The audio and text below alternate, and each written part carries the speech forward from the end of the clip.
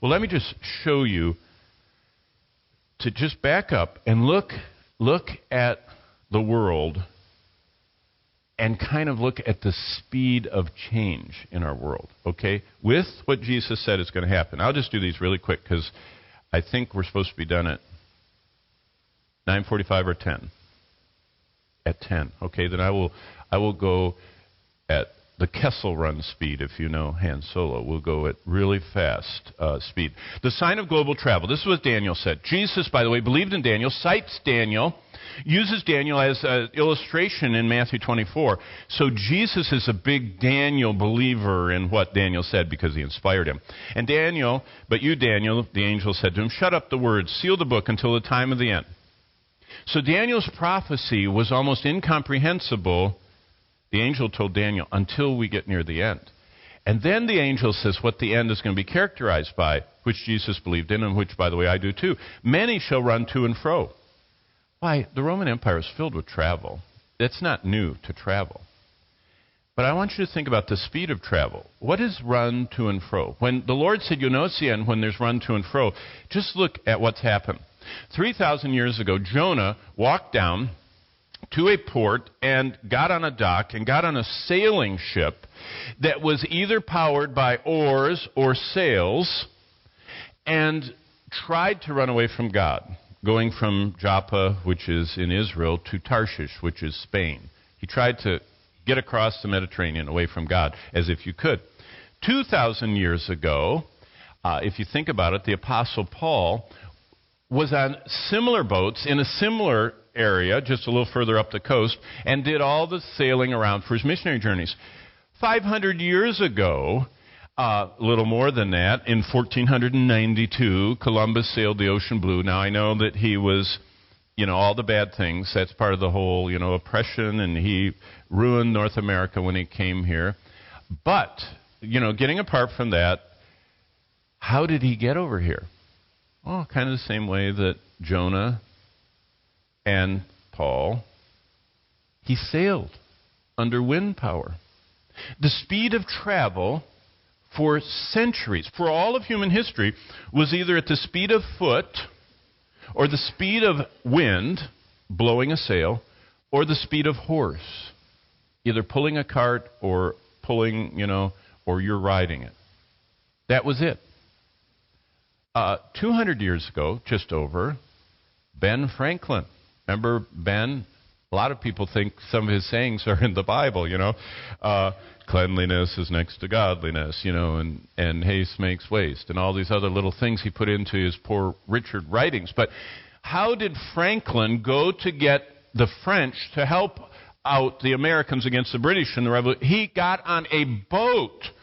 Not dissimilar from Jonah's, not dissimilar from Paul's, not dissimilar from Columbus's. A wind-powered sailboat. So travel basically has been frozen since the beginning of human history through about 200 years ago. Then about 100 years ago, just more than that, those quirky Ohio bicycle riders, the Wright brothers, started pedaling with extensions on, and they started thinking about air travel, and we all know what happened. And so about 100 years ago, we went from horsepower, wind power to, flying at these great speeds to today. I mean, that's all of the Airbus lineup of A350, all the way through. We fly on most of those. We haven't been on a 380 yet. Did you know that 4.590 billion people are going to fly, Lord willing, by the end of 2019? In fact, a lot of airports, I think they're all there at the same time where we are. I mean, we've been in airports in China, in Asia that just are like standing room only. You can't believe how much people fly. I've been on flights in Russia where people have a refrigerator in the chair next to them. I mean, they'll have crates of animals in the seat next to them. Flying is not novel.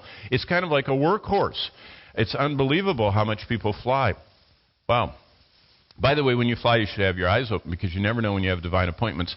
I was terribly rebuked on one flight. I was going between a church conference and a men's retreat, and I had my Bible, and I was trying to tune up my messages for the men's retreat, and I was seated on a plane, that when I got on it, the half hour before you're supposed to be at the gate, when I got on, I was the only passenger.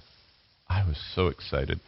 I thought I'd get all the peanuts, and no one will bother me. And so I was sitting there studying, and just before they closed the door, one other person got on. And wouldn't you know, they sat across the aisle from me.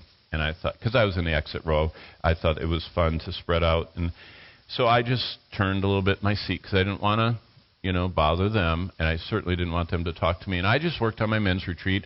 The plane took off, and I noticed the first thing when the plane took off, that person pushed the little buzzer for the stewardess. And, of course, I was listening in because we're all a little curious. And they said, could I have one of those $3 bottles of alcohol that you sell that are like little maple syrup bottles at Cracker Barrel? You've seen those. They sell those on the airplanes. It's kind of like one shot. 5 minutes later, I mean, this guy is pushing the button and drinking. I thought, I'm by an alcoholic, This is terrible. And I'm studying the Bible, and he got loquacious, which means he got lubricated by the alcohol and got real friendly. That's what alcohol does, takes away your inhibitions. And he starts talking to me across 6 seats. Hey, what are you doing over there? I didn't look at him, didn't want to encourage him, studying the Bible. That's what I said, studying the Bible. Thought that'll close the door. He says, why are you studying the Bible?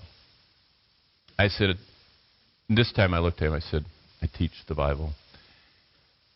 Oh, he got excited. He says, I have a Bible question for you. So I put my finger where I was studying and very clearly showed him I was bothered. I went,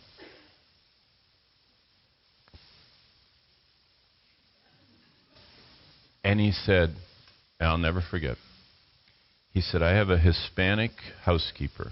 I thought, a rich drunk, You know what I mean?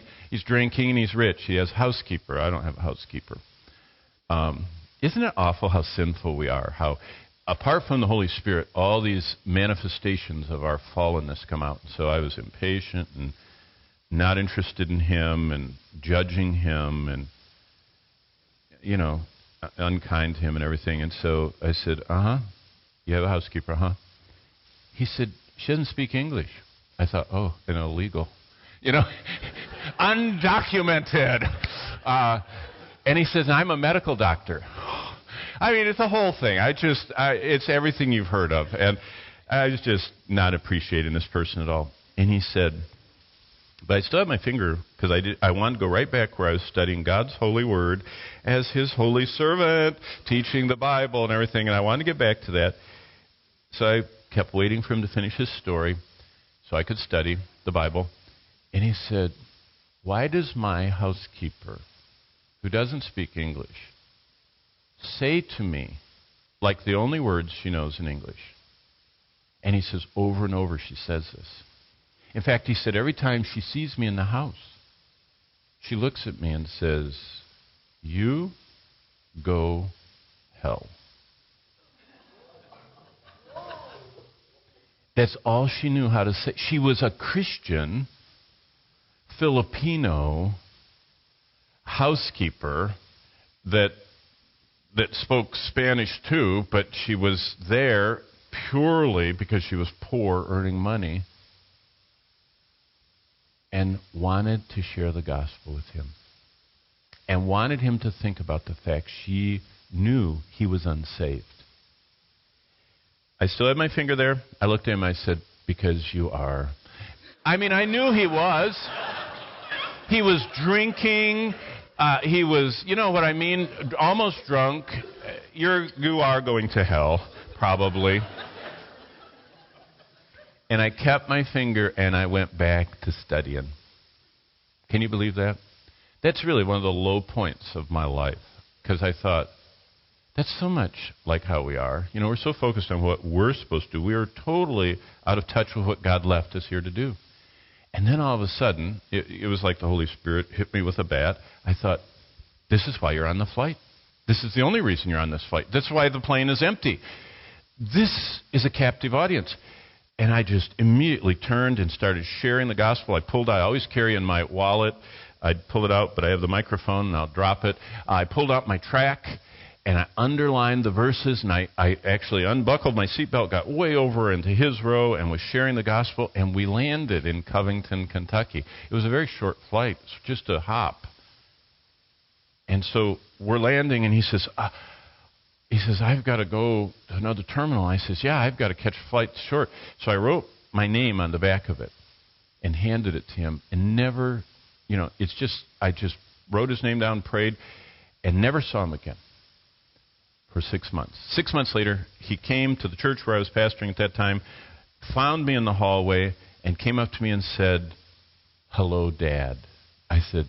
He said, I'm the guy from the airplane. And I recognized him. And he said, do you remember me? I said, I do. What happened? He said, as soon as we both got off the airplane, he said, I went around the corner. He said, I got down on my knees at the first bank of those, all those seats in the airport. He said, I got on my knees at the first bank and read that paper you gave me. And at the end, it says, you can call in the name of the Lord. And he said, and I did.